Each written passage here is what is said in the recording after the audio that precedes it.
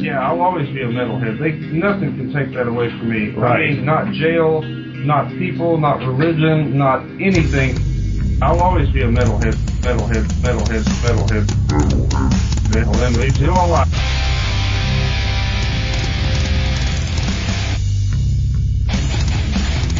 You're listening to the Great Metal Debate Podcast.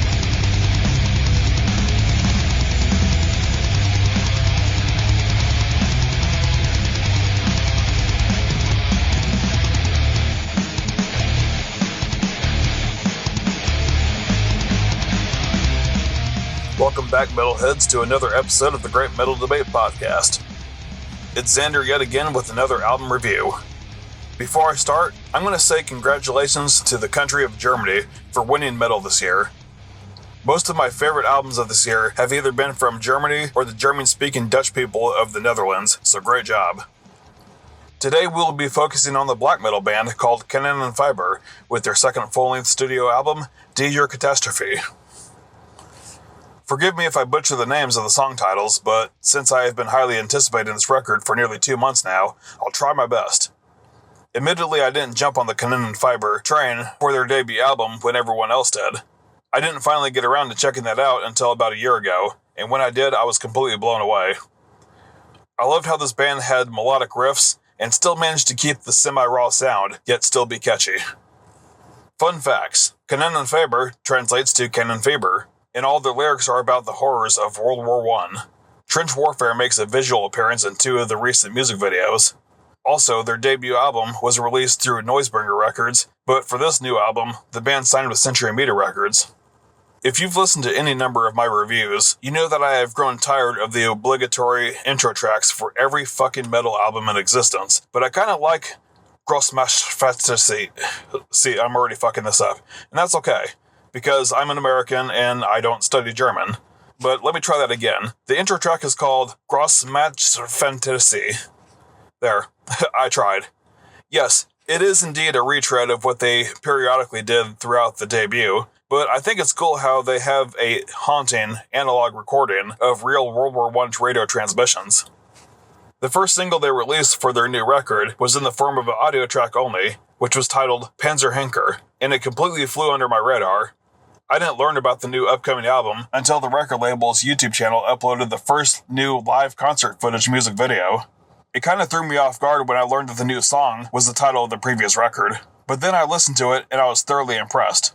I love the repeating word, Deutschland, Deutschland, in the lyrics, especially since it has a triple vocal layering between the lead vocalist and the 2 backing guitarists. Those of you who don't know, Deutschland translates to Germany in English, which means land of the people. Another nice little touch was the reverse breakdown towards the conclusion of the track, where you hear the instruments temporarily cease from the blasting away so the vocals can have a whispering segment. Stromtrump begins with guitar chugging with marching drum beats, but you hear the actual war whistle in the background before the song picks up in speed. The entire song is groovy and is undoubtedly a real head bobber. Der Malrufer. See, it sounded like I had a mouthful of peanut butter there, but that's alright too. Let me try that again, though. Der Malwurf was the second music video uploaded by Century Media Records. The orange glowing hue to the foggy atmosphere and lighting added a lot to the dramatic effect. It helped carry the emotional weight of the song, which is something I heavily appreciate. There's undeniably a rhythm to the melodic sounding chorus that seems like it's being yelled in your face. I love how the song ends with the gun cocking sound followed by a gunshot. Even if I can't decipher the language, it's still cool to listen to the old recordings that I mentioned earlier. The next track, the Vizu Limburg, opens with another radio transmission before throwing you headfirst into the bulletstorm that is the band's music. There's a slow break in there, but it swings back with a vengeance to roar your ears off. Moving on, we have Waffenbruder, which was released a while back with a lyrical video that I never got around to seeing. Before this album was officially announced, this one was just another new single. Nothing really stands out much about this one aside from the wonderful guitar melody towards the middle. Nevertheless, it's badass, much like the rest of this band's work. I slightly feel the same way about the next track, which is titled Gott mit der Kavallerie. I love how you hear not just gunfire, but war horses too. One complaint that I have about this one is that it seemed a little bit longer due to its somewhat repetitious structure.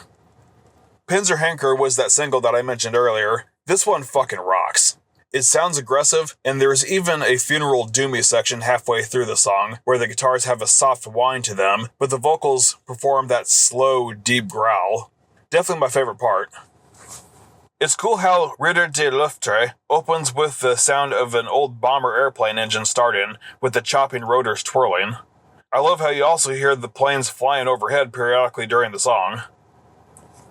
Verdun is a short intermission track where you hear a German soldier speaking in his native tongue loud and clear, with the faint sounds of bombs being dropped in the distance.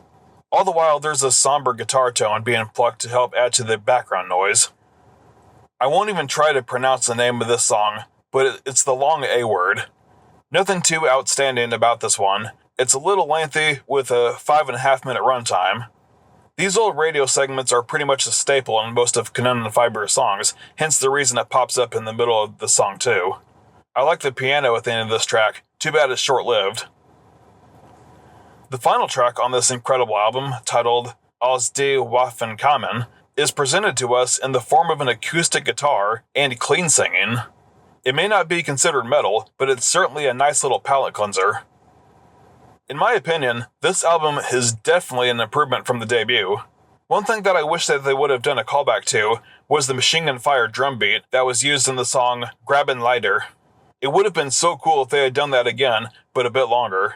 Oh well, there's always the next album to look forward to here in the next 3 more years or so. I'm going to give this one a nice 8.5 out of 10 rating.